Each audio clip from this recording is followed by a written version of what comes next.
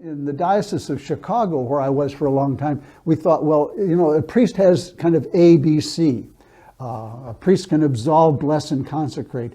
And that is so bogus. I don't bless. We offer thankfully to God, and God blesses. I don't consecrate. We're a community of celebration. And that's why we should be a community of giving and forgiving.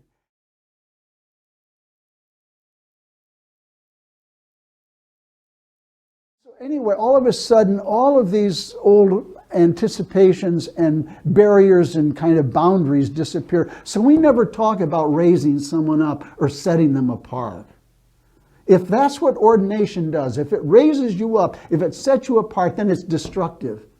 Because it's isolating, and that's how we punish people in prison. So, I mean, this is serious stuff. It has implications for how we live our lives every day and every hour.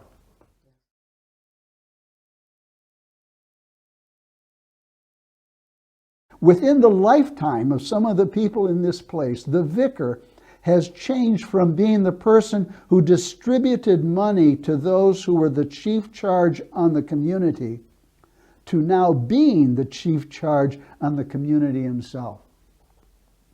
And see, I think that that is corrosive. That when you know that your lifeline financially for you and your family is sucking 60 and 70% of the sacrificial giving of the community, or maybe more, that does something inside. How can you speak clearly and competently on stewardship when you know it's just putting it in your bank account? One of the consequences, however, is that then, because I am sucking that much of the charitable giving, I overfunction. And I say, well, Chris, wait a minute, don't worry about it. I'll visit that person in the hospital. No, and all of a sudden, you find one of the most dangerous things in a small congregation in a rural diocese is a competent vicar or rector.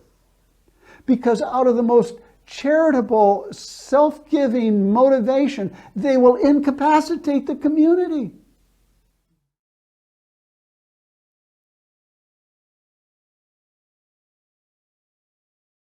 But so much of ministry that we're talking about is institutional. That's what the church is concerned about, not life-changing, transformational, culturally changing. When they say, are you an active Christian? They'll say, well, I'm on the altar guild, I teach church school, I usher, I read, I'm on the vestry, I go to... All of this is in-house and in-church and institutional. And that's not, you know, if that's where it begins and ends, if that's our center of affirmation, and it is what goes on in church, then we really have destroyed the gospel. Not intentionally, not willingly. We've just screwed it up beautifully.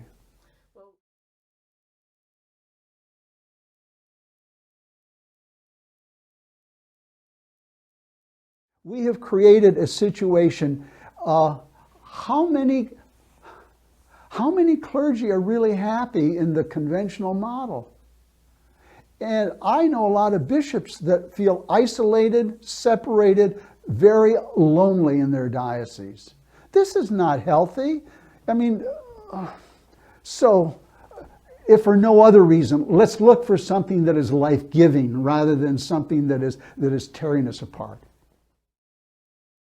We had taken the hierarchical and destructive things I can do that no one else can do image of the priesthood or the diaconate, and we disassembled it and we reassembled it so that you have collaborative, circular, shared leadership.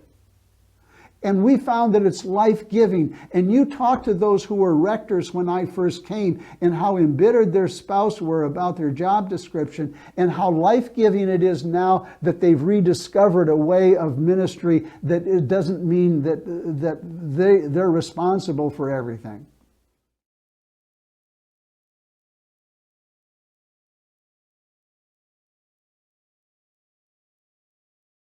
Mutual ministry is an ecclesiology.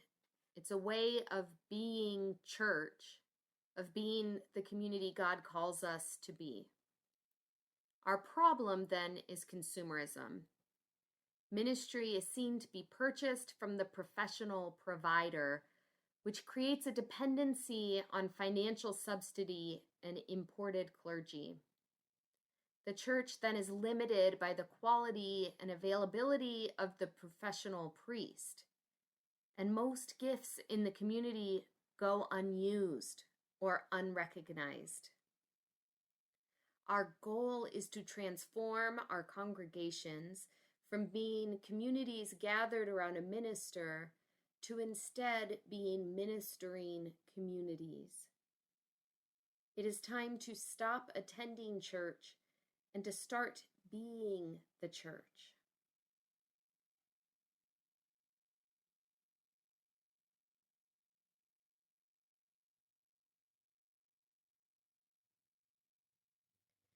Mutual ministry acknowledges that all ministry is Christ's. Every baptized person is an active participant, each according to their own gifts. And the main arena for ministry is in the midst of daily life. It is a circular model in which the circle can always grow wider and make room for more.